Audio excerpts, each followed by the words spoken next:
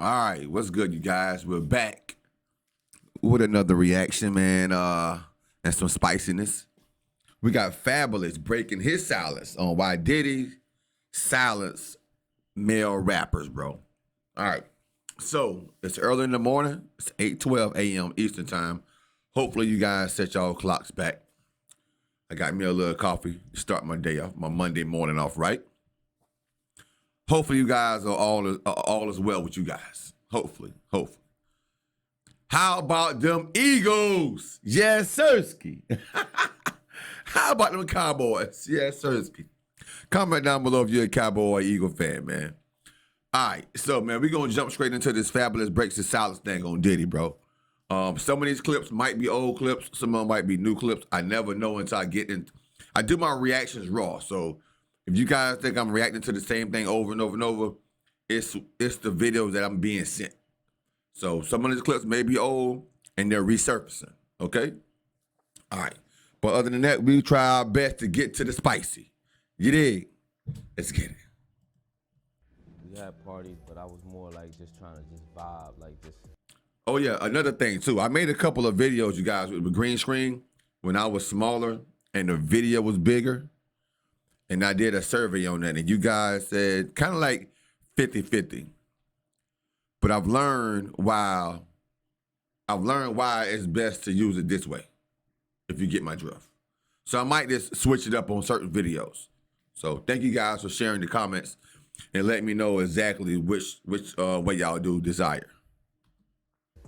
See where I look back on where I became. Did you miss me though? I'ma fight for my reputation. Hold on. He asked Fabulous, did he miss him? Wait a minute, bro. This is an old clip, and I've seen this before, but I missed that part. You see what I'm saying? I remember he told Fabulous he wanted to party with him, but I don't remember him asking Fab, did he miss him? Look back on where I became. Did you miss me though? I'ma fight for my reputation. I'ma fight for the honorable man I am, the righteous king that I am. The curtain has continued to be pulled back on some of Diddy's alleged shadowy dealings by various celebrities for a while now. One rapper who's had enough is none other than Fabulous. From spilling the tea on Diddy's supposed clandestine soirees to boldly swatting away the mogul's advances in front of the world, Fabulous has become a fearless voice in a realm where silence is often the rule. But there's a twist to this tale. It seems that Fabulous may not be basking in the applause for much longer, as rumors swirl that he and several other celebrities may be facing an imminent silencing, orchestrated by the very figure they've been so vocal about. I'ma fight for my reputation. I'ma fight for the honorable man I am, the righteous king that I am. So, what's the motive behind Diddy's alleged campaign to muzzle these outspoken celebrities? In case you forgot, Fabulous once took to his Instagram story in 2021 to share some candid tales about him running off on his celebrity friends at their events. Sometimes the situation calls for an Irish exit, and it had to happen according to Fab. The whole thing started after the ghetto Fabulous rapper asked his fans if they too have been pressured into attending an after party when, quote unquote, you really want to go home or back to the room, but you don't want to be the turn down to the turn up. You ever got peer pressured into going to the afties? Fab wrote. You really want to go home or back to the room, but you don't want to be the turn down to the turn up. He also asked his Instagram followers, one more question, you ever said you was going to the bathroom and left? As fans contemplated his questions, Fabulous confessed to a pretty funny encounter with Diddy, who had Fabulous partying into the next morning. He said, I told Diddy I was going to the bathroom and slid once, he admitted. It was 7 a.m. in AMP. This end was still turned. The tale of Fabulous's awkward run-in with Diddy might remind you of another creepy incident from 2017. During a Drink Champs interview featuring Fabulous and Jadakiss, Diddy made an uninvited appearance. The conversation had been flowing smoothly until Fabulous started discussing how he had spent his birthday with his children. At this point, Diddy, in his typical fashion, couldn't resist interrupting and prodding Fabulous about whether he missed partying with him. Did you miss me though? For real, because I'm saying it seems like a thing. I It's miss his partying birthday with party, Puff, man. Man, but I'm talking about for your birthday. Huh? Why won't you party with me for your birthday, man? In front of the camera and a live audience, Diddy's relentless curiosity pressured Fabulous into explaining why they had never partied together. The discomfort in Fabulous's body Yeah, I became could. palpable as he That's squirmed in crazy. his seat. He seemed so out of his element that for the remainder of the interview, he avoided making eye contact with Diddy and spent more time staring down at his plate than engaging in the conversation. Additionally, during the same interview, Diddy referred to Nori as daddy several times and even made him blow the birthday cakes. Yeah, I love this drink. Where you Chance, put my with you. I bag like at? when you like this, Daddy. Yeah, where you put my bag Daddy, at? I like when you it's right here, scrambling it's and right scraping. When you right scrambling Huh? and scraping. In any case, considering the substantial revelations Diddy told Nori he liked when he's scrambling and scraping for things. To me, it sounds like he liked when he's trying to run. Fabulous has already brought to light, it's no stretch Oh, of the Lordy. imagination to envision him taking the stand as a potential witness against Diddy. Apparently, there's a growing belief among fans that Diddy may find himself on the wrong side of the courtroom in the unfolding Keffe D legal saga. You see, for a significant stretch of time, a widely held belief pointed the finger at a deceased gang member by the name of Orlando Anderson as the one responsible for the fatal shooting of the iconic rapper Tupac Shakur in 1996, an event that would ultimately lead to Tupac's untimely demise. However, a trove of revelations from a Clark County grand jury transcript challenges this established narrative. And at the center of this emerging narrative is none other than Bad Boy Records founder, Diddy. But Zipper came pick me up. We rolling up Greenleaf in our neighborhood, and his phone ring, boom, and it was Puff. And he like, you think it's cool to come out here and do concerts? In a remarkable twist, Dang. revelations from documents acquired by Dang, various Puffy media B. outlets have thrust a new character into the spotlight, Devontae Lee, a figure associated with the Southside Compton Crips. Lee's testimony suggests that it wasn't Orlando Anderson, but rather DeAndre Big Dre Smith, another member of the Southside Crips, who pulled the trigger on that fateful night. Most astonishingly, Lee's claims insinuate that they were all operating under the orchestration of Diddy. Historically, it was believed that Orlando Anderson and DeAndre Smith, accompanied by Terrence Brown and Dwayne Keith Keffe D. Davis, were present in a white Cadillac on the night of the shooting, which occurred on September 7, 1996. While it's widely accepted that the white Cadillac pulled up alongside a BMW driven by Suge Knight, with Tupac in the passenger seat, the conventional wisdom was that it was Orlando Anderson who fired the shots into the BMW. However, in Lee's statements to the grand jury during the indictment proceedings against Davis for his alleged involvement in the M plot, a different narrative takes shape. Lee explicitly states that it was DeAndre Smith who discharged the fatal shots. When asked during his grand jury appearance if Smith had informed him that Davis had passed a firearm to Anderson, Lee affirmed this account. He conveyed, "That's exactly what he told me," as per the grand jury transcript. Notably, Lee described the scene as the Cadillac approached the BMW, asserting that Anderson didn't have a clear shot at Tupac, leading Smith to step forward and offer to take the gun. Lee recalled Smith saying, "He's on my side," indicating his willingness to carry out the act. This shocking revelation alludes to a retaliatory motive stemming from a prior altercation that transpired at the MGM Grand Hotel in Las Vegas, where members of Tupac's entourage and security team had physically confronted and assaulted Anderson. This incident at the MGM Grand Hotel, unbeknownst to many at the time, would set in motion a chain of events that ultimately culminated in the retaliatory shooting and tragic death of Tupac Shakur, according to Metro homicide investigator Jason Johansson during a recent news conference. At that time, as detailed in the grand jury transcript, members of the Mob Piru Street gang, aligned with the Bloods, were responsible for providing security to Death Row Records. The Mob Piru gang had long-standing rivalries with the Southside Crips from Southern California.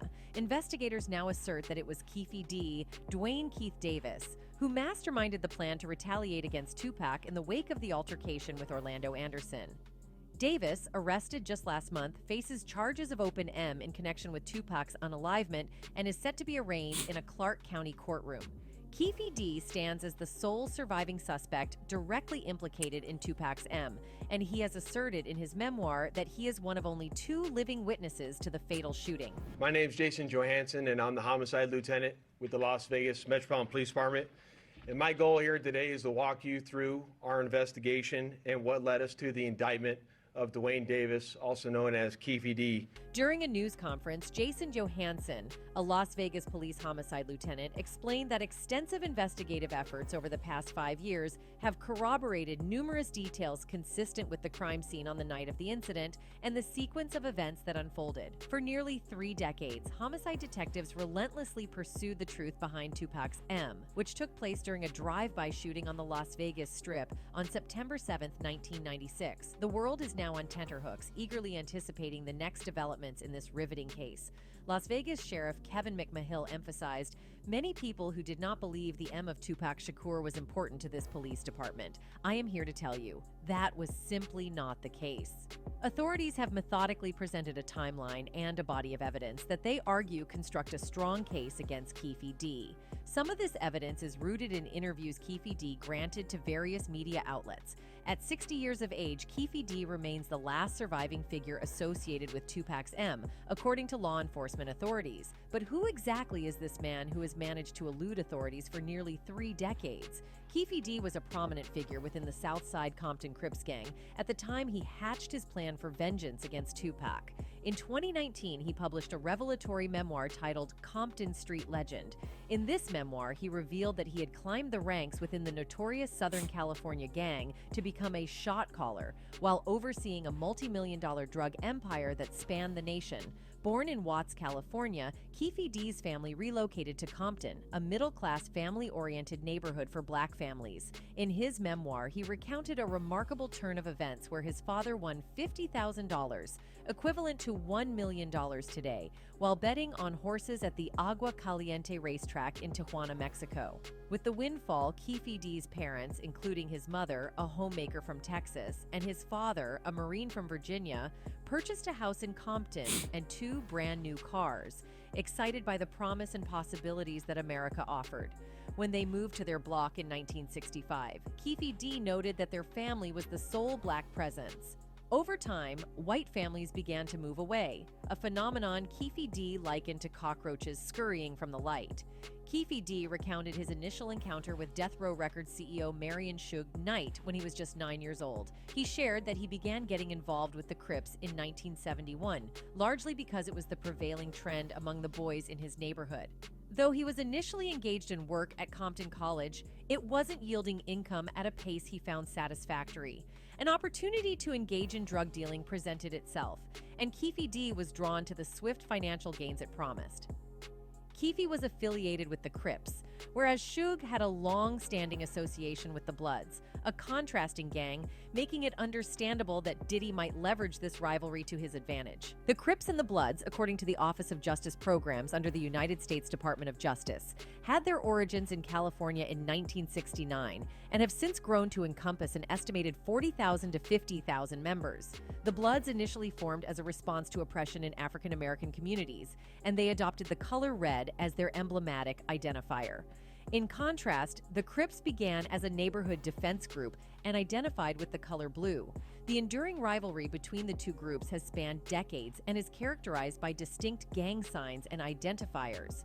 While Tupac Shakur wasn't formally aligned with either the Bloods or the Crips, he did have associations with members from both factions. His connection with Suge Knight, the CEO of Death Row Records who signed him, rooted him in the mob Piru Bloods.